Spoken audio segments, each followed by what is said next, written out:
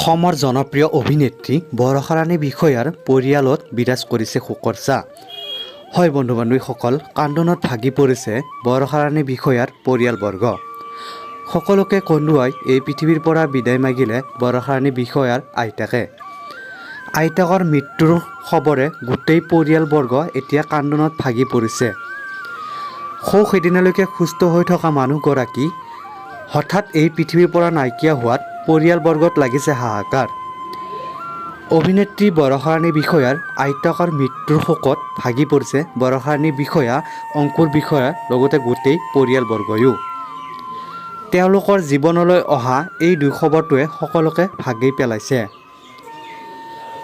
আইতাকৰ photo post কৰি লিখে যে মাইনাজনী হোৱালৈকে যেন ৰৈ আছিলা।